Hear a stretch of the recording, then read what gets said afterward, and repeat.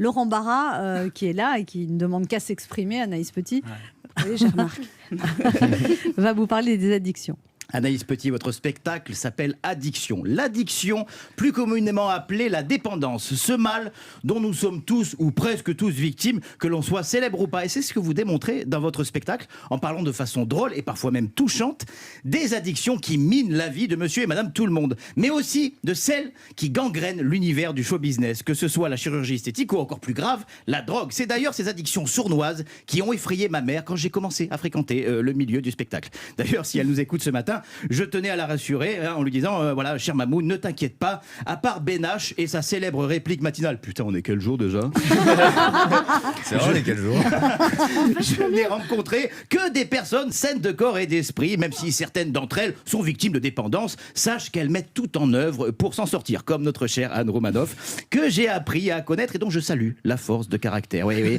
Et elle, qui après une idylle faite de haut et de bas, avec à peu près tout ce qui peut se faire en matière de produits chocolatés, commence aujourd'hui tous ses repas par cette question qui peut paraître surprenante au début.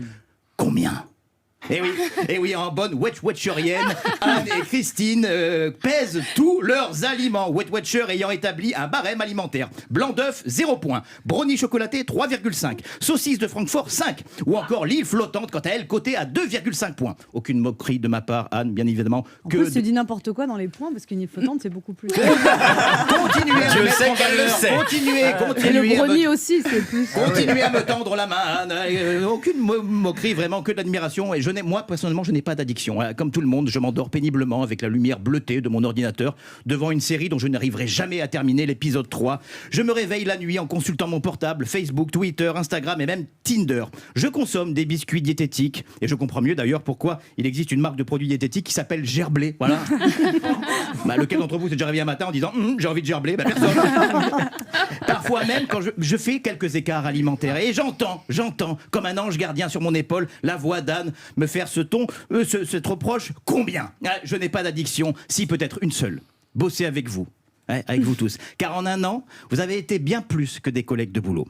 J'irai même plus loin, je dirais que vous êtes devenus dépendants.